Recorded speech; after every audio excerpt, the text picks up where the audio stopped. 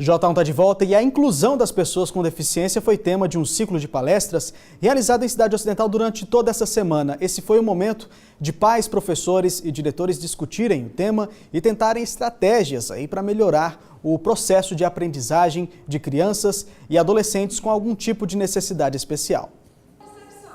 O filho da Maria tem 5 anos e há 2 foi diagnosticado com o autismo. O acesso gratuito ao conhecimento sobre o assunto foi o que trouxe ela para a segunda semana da pessoa com deficiência promovida em Cidade Ocidental. Tanto é que para aprender direitinho ela estava até filmando.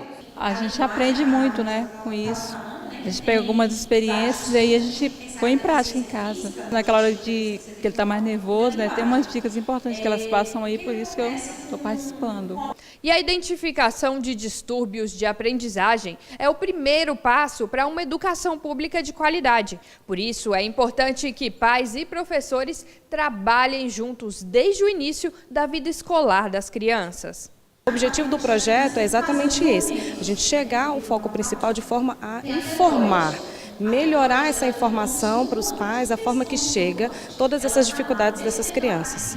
Já no caso de deficientes físicos, é importante que se tenha mais que rampas e corredores acessíveis. É preciso socializar o aluno verdadeiramente para que todos se sintam parte da comunidade escolar. De nada adianta você ter acesso a rampas, ter acesso a portas largas, a toda a tecnologia, se você não consegue utilizar ela da forma adequada. Então, no caso, se a criança ela não consegue ter um bom relacionamento com o professor, se o professor tem um certo receio de tocar a criança, se ele não consegue ser acessível e tornar a criança acessível, então ela não vai ter, consequentemente, acesso à educação plena. Você tem que fazer uma avaliação, primeiro começando pela observação. Você observa o que o aluno consegue fazer, o que o aluno não consegue fazer, se ele tem contratura, se ele tem pontos dolorosos, e você vai, de acordo com essa avaliação, ver o que você consegue ali fazer com ele, se você consegue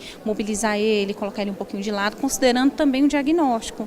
Independentemente da deficiência, o importante é a inclusão. Essa semana ela vem de encontro à informação e divulgação e esclarecimento sobre deficientes físicos, mentais, síndromes, todo tipo de deficiência ou necessidades educacionais especiais. Porque às vezes as pessoas não percebem, mas é um corpo atrofiado numa mente sã, que tem sentimento. Ali dentro tem uma pessoa e ali tem uma pessoa que pode alçar voos e se tornar o que quiser. Nesse nosso mundo que às vezes as pessoas acham que ser normal é ser comum. E ser normal é ser diferente, porque não existe ninguém igual. Só lembrando que o evento se encerra hoje e a última palestra começa daqui a pouquinho, às 1h30 da tarde, no auditório da Secretaria de Educação, lá de Cidade Ocidental. E agora a gente volta a falar ao vivo com a repórter Thalia Santos. O assunto de hoje é estágio. Thalia, dê uma olhada aqui, vi que existe uma pesquisa que fala da contratação de estagiários, né? Eu quero saber de você se esse número é positivo. Número positivo, sim, Anderson. Cada vez mais as empresas estão contratando estagiários. Hoje pela manhã, inclusive, eu estive em uma empresa que boa parte dos funcionários passou por esse processo e hoje estão efetivados. Vamos ver na reportagem. O Luiz Carlos começou a estagiar muito antes do que imaginava. O estudante de administração já era formado em sistema da informação, mas mudou de área porque faltavam oportunidades.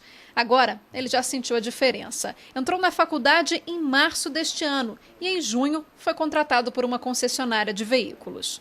Eu sou formado em sistema de informação e eu desisti porque é um mercado que pede muita capacitação e as capacitações são muito caras.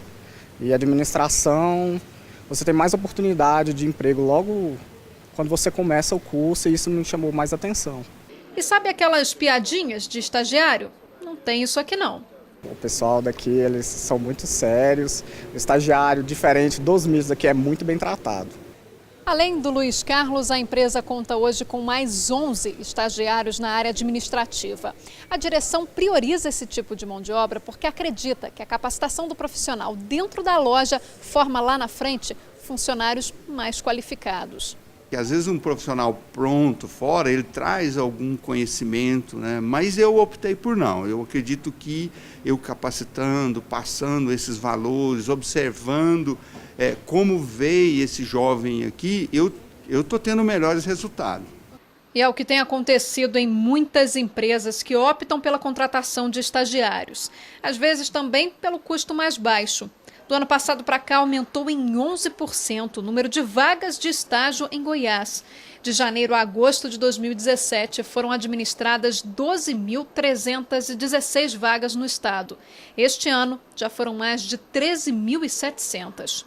A Berenice começou como estagiária em 2010. Foi ficando e conquistou cada vez mais espaço. Hoje, ela ocupa a cadeira de gerente. Faz diferença essa experiência na prática enquanto você ainda está estudando? Faz muita diferença. Até porque se você não estagiar, você não vai, quando finalizar o curso, você não vai conseguir um emprego tão fácil. Por isso que é importante você estar estagiando. Tem uma diferença muito grande, né, daquilo que você aprende na teoria e depois você vai aprendendo no mercado de trabalho. É muito diferente. A teoria é muito diferente da prática. Ou seja, exemplos aí da importância do estágio na vida profissional, não é isso, Gabriela? Sem passar por um estágio, fica complicado entrar no mercado de trabalho. Complicado. A empresa, quando ele busca um profissional habilitado, a referência já é diferente. O estagiário, ele vai com conhecimentos teóricos, muitas vezes a primeira experiência profissional, mas a vontade de entrar no mercado de trabalho, de se tornar um excelente profissional faz uma diferença enorme na empresa. Tá certo, Gabriela, a gente começou a receber aqui várias perguntas pelo WhatsApp, selecionamos aqui algumas, vou te repassar. Primeira pergunta do André Luiz, de Lusiânia, sou aluno de agronomia, estou no primeiro semestre, a partir de qual semestre eu já posso começar a estagiar? A partir do momento que você está regularmente matriculado e frequentando as aulas, você pode ser estagiário, então a partir do primeiro semestre. Complementar? Quero. Às vezes a empresa, ela direciona a vaga para um semestre específico, porque às vezes para aquela atividade precisa de um certo conhecimento que ele ainda não adquiriu nos primeiros semestres, mas isso é uma vaga específica. Ok, pergunta agora do André Viana, do Parque Nova Iguaçu. Até que idade posso estagiar? Acredito que não tenha limite, né?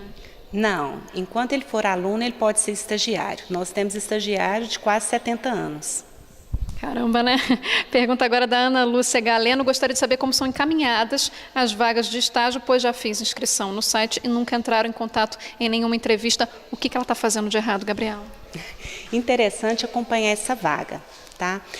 Quando a empresa abre a vaga, o aluno se candidata, existe um perfil da vaga e do aluno. Quando esse perfil coincide, a empresa recebe o currículo e o aluno recebe a vaga. Quando isso não acontece, se a pessoa ficar esperando, ela vai ficar sem essa oportunidade. Então, busca orientação no IEL, fique sabendo como que pode melhorar esse cadastro, esse perfil, e sempre ligar para o IEL para saber se não tem uma vaga compatível, que aí ele tem uma orientação a respeito.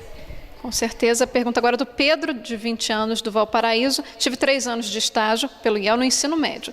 E aí cursou 3 semestres na faculdade de Biologia. Só que agora ele foi chamado novamente, ele está cursando um outro curso, ele mudou de curso e foi chamado para esse estágio. Ele pode fazer o estágio do mesmo jeito ou não? Ele pode fazer estágio. Enquanto ele for aluno, ele pode ser estagiário. As atividades que ele vai desempenhar agora vão ser diferentes, porque as atividades têm que estar correlacionadas ao curso. Ou seja, no curso de Biologia não mais? Não mais. Aí no curso que ele está agora matriculado. Pergunta agora da Jéssica, ela que está cursando o 2º semestre de administração. Estou em busca de um estágio, mas estou com dificuldade em relação ao currículo. Ela quer aí algumas dicas, Gabriela. Bom, quando você faz cadastro no site, já gera um currículo. Esse currículo é acadêmico. 90% dos estagiários não teve uma experiência profissional.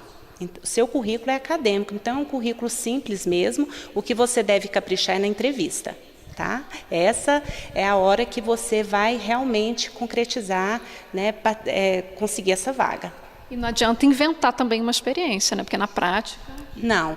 Inclusive, na vaga de estágio, não cobra experiência, né? O estagiário cobra conhecimento. Experiência é quando você já é um profissional habilitado, aí, né, CLT vai exigir o que você já errou, o que você já acertou, que é o que o currículo fala. Pergunta agora da Diana, do Parque Alvorada 1. Sou técnica em necrópsia, já fazendo estágio. Só que ela está querendo uma vaga fixa. Ela já entregou alguns currículos, mas as pessoas pedem experiência. Como é que ela comprova esse conhecimento, essa experiência, na hora da entrevista? Você pode comprovar com seu contrato de estágio, você pode pedir uma declaração no IEL de tempo de estágio que você fez, incluindo as atividades, e você pode pedir uma declaração também, né, na empresa que você fez o estágio, incluindo as atividades e seu comportamento. Certo, pergunta agora da Natália Pereira dos Santos. Tenho 21 anos, fiz um curso técnico em logística, mas não me proporcionaram nenhuma chance de estágio. Isso dificulta muito porque ela não tem experiência. Como é que ela faz para mudar essa realidade? Porque um estágio, segundo ela, teria ajudado muito a arrumar um emprego. Com certeza. O estágio é o ingresso no mercado de trabalho. Quem cola grau só com conhecimento teórico, muito difícil conseguir uma vaga. Bom, é fazer o cadastro, acompanhar as vagas, né? E, por vezes, o estagiário já chega com a vaga no escritório. Como? Ele sensibiliza uma empresa. Olha, eu posso me candidatar para uma vaga aqui na sua empresa como estagiário. E isso dá uma condição para a empresa financeira, de conhecimento, de recurso humano, de oportunidade de rejuvenescer o seu quadro. Então, muito interessante também o estagiário, o aluno, saber que ele pode motivar essa vaga. Gabriela, uma última perguntinha aqui que a gente ainda tem tempo. Thalisson mora no Jardim Gá, tem 19 anos, queria saber se no estágio precisa de alguma coisa específica para entrar no mercado de trabalho. É só mesmo estar cursando, né? Está cursando, mas o que você passa por a fase da entrevista e que vai realmente fazer esse estágio é a sua entrevista, é o seu comportamento. O que você deve ter é foco. É saber que você tem ali uma oportunidade futura de trabalho. Encarar isso com muita responsabilidade e muito comprometimento. Com certeza que é muito importante, né? Obrigada pela sua participação, Gabriela. Respondendo aí muitas perguntas, então acho que a gente conseguiu tirar a dúvida de muita gente, Anderson. Conseguimos sim, Thalia, e as que não foram respondidas a gente vai, claro, repassar para a Gabriela aí do IEL. Obrigado, Thalia, bom trabalho para você, até amanhã. Intervalo comercial e no prato do dia você vai aprender a fazer como se prepara um Mamute Hexa, um sanduíche que foi criado em homenagem à Copa do Mundo que não veio, né? E aqui no estúdio a gente vai tirar suas dúvidas sobre a aposentadoria. Agora é 12h37, nós voltamos daqui a pouco.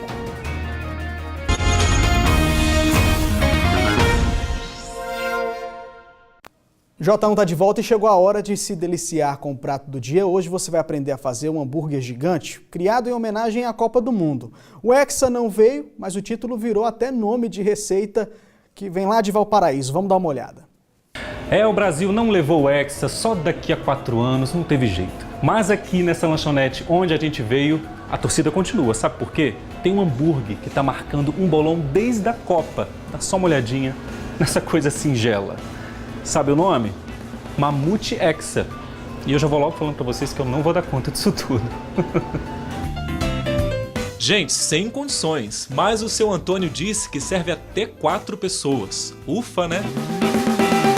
Olha, para fazer um igualzinho, separe aí um pão com gergelim, 6 carnes de hambúrguer de 120 gramas cada, 2 fatias de queijo, 2 de presunto, 6 ovos, 2 camadas de bacon, 2 de calabresa, 2 salsichas picadas, batata palha, alface, cheddar cremoso, catupiry, milho, tomate, molho da sua preferência e uma rodela de abacaxi. Esse sanduíche que vamos fazer aqui, ele está sendo feito na chapa, mas ele pode ser feito também em frigideira, do jeito que a pessoa melhor fazer. Começar pelo hambúrguer, fritando o hambúrguer.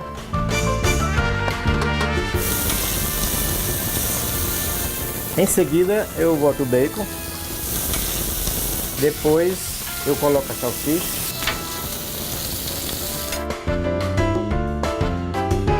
agora eu vou retirar ele para botar os outros ingredientes para fritar.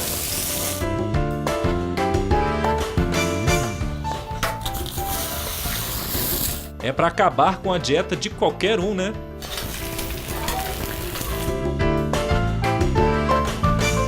Por fim, agora eu vou botar calabresa.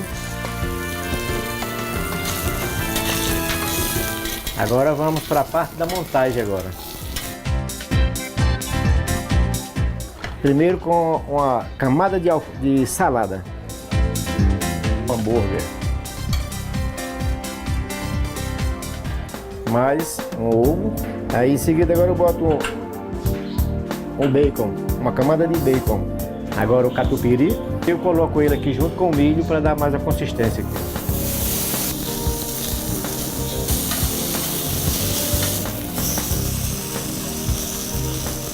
Vamos a mais um hambúrguer. Total já foi 2. Vamos uma camada de calabresa. E mais um ovo. Vamos colocar uma salsicha e um hambúrguer. Em seguida mais um ovo. Vamos botar mais uma camada de salada. Vamos colocar mais um hambúrguer. São mais de 30 anos fazendo hambúrguer, mas para montar esse aqui, ele precisou até de uma ajudinha. E mais uma camada de bacon. Isso aí não termina de subir não, gente? Tem um bocado de coisa aqui ainda, cara.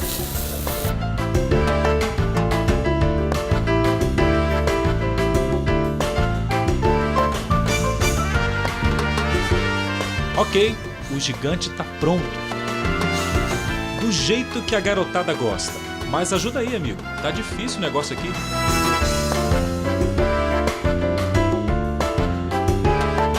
Hoje não foi difícil pra cortar aí, mas tá bom o negócio, né? Rapaz, foi um pouquinho difícil, mas é muito bom, ó.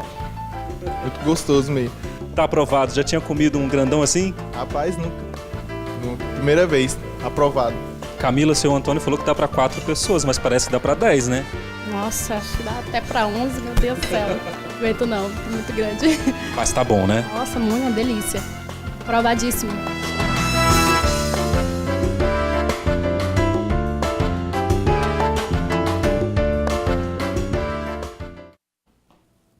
Se você gostou aí do mamute do Hexa, então é só anotar o endereço da hamburgueria, que fica na quadra 80, lote 13, lá no bairro do Jardim Céu Azul, em Valparaíso. O telefone é o 99264-1027. Vamos agora seguir aqui com a participação do advogado que está falando sobre a questão da Previdência, sobre a questão da aposentadoria.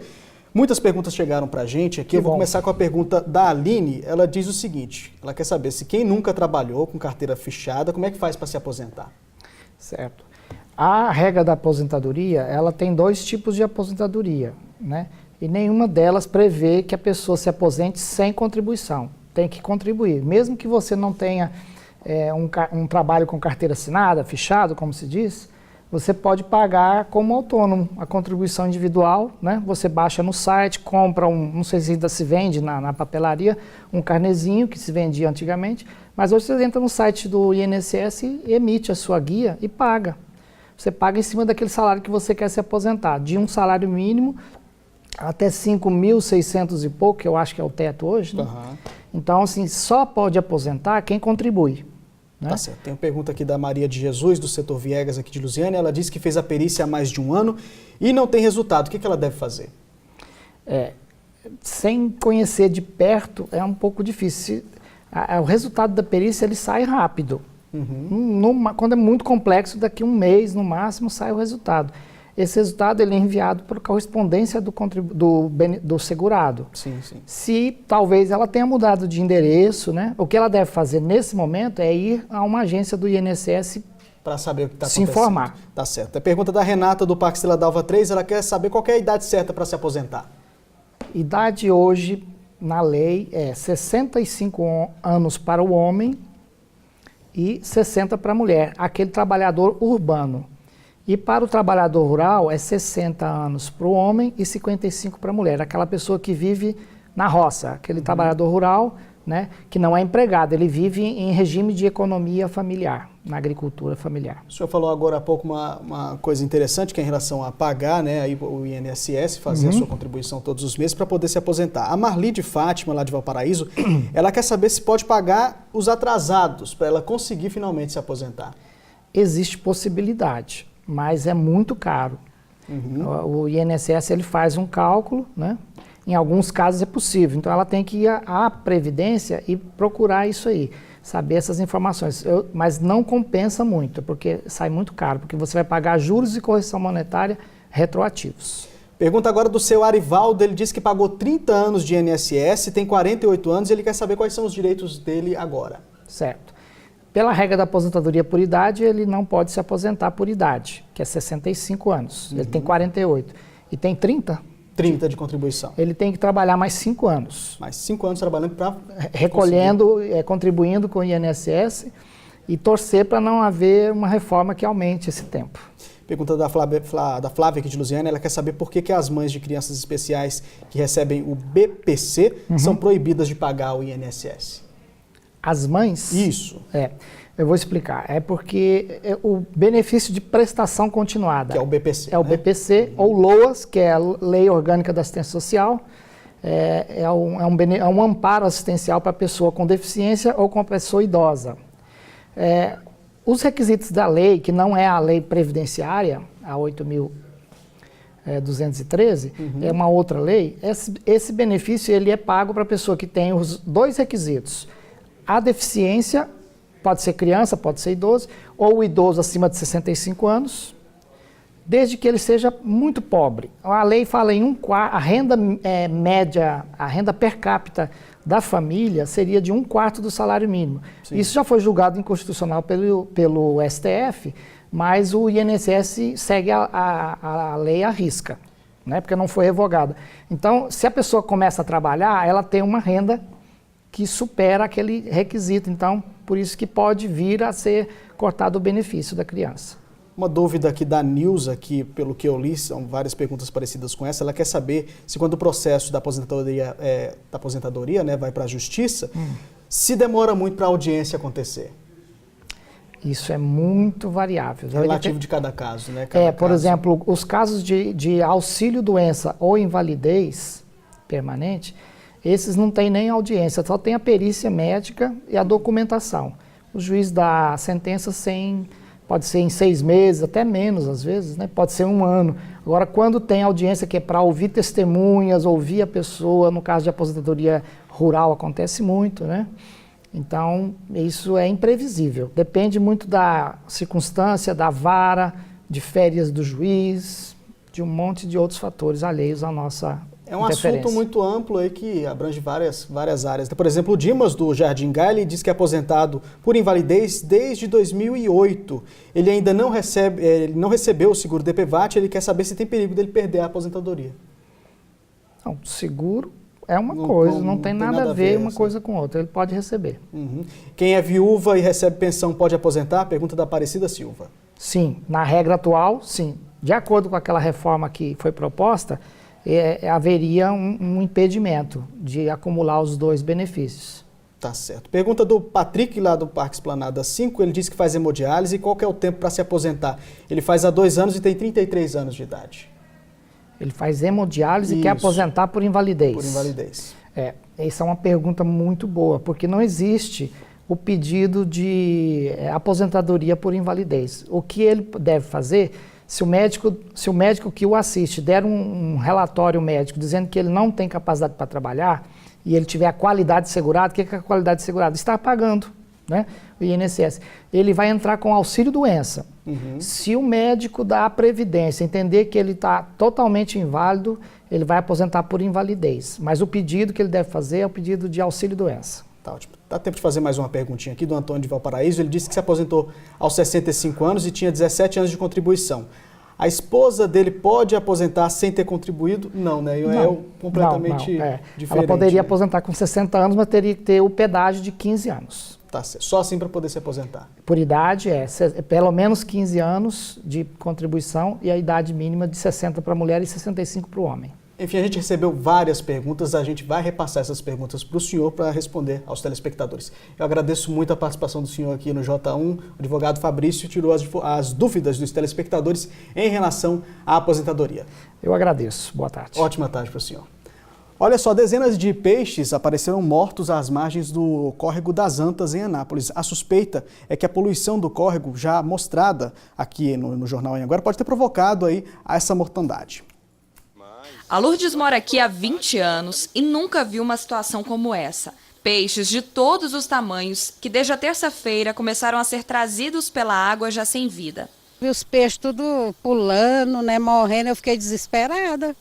Vídeos enviados por moradores mostram mais peixes mortos encontrados desde a terça-feira. Os peixes estão morrendo tudo, a gente não sabe o que está acontecendo, né? Aí a gente fica preocupado, né? O medo de quem mora aqui na região é de que a morte de tantos peixes da noite para o dia tenha sido causada por alguma substância poluente lançada aqui no córrego das Antas. Recentemente, a Fiscalização Ambiental de Anápolis notificou e multou a Saneago em R$100 mil, depois que ambientalistas denunciaram o descarte de esgoto e a formação de uma espuma branca também no córrego das Antas. Neste novo caso, os fiscais também estiveram no local e confirmaram que realmente tem alguma coisa na água deixando os peixes sem oxigênio. Iremos, junto com a UEG, fazer a análise da água para que possamos identificar o tipo de material que está causando esse problema e assim nós vamos, ao longo do rio, identificar possíveis causadores desse crime ambiental que está sendo feito aqui no Rio das Antas.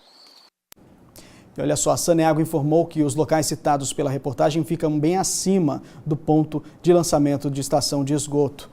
O esgoto não poderia ter atingido essas áreas que ficam em sentido contrário ao curso do córrego das Antas. Sobre a autuação, a Saneago disse que vai providenciar os documentos necessários dentro do prazo estipulado. Agora dá tempo ainda de mais participações aqui pelo WhatsApp da TV Anhanguera. Vamos dar uma olhada no que chegou pra gente. O Edinaldo, lá do Parque Santa Fé 2, ele quer manifestar a indignação dele. A Prefeitura de Lusiânia, que mandaram passar uma patrola lá na rua, ficou só a poeira e ninguém aguenta mais. Deveria mandar pelo menos passar um caminhão-pipa para dar uma amenizada nesse calorão todo, nessa poeira toda. Ainda bem que choveu, né? Não dá tempo mais, você pode mandar sua pergunta, sua sugestão que a gente mostra amanhã aqui no J1. Ótima tarde para você e até amanhã.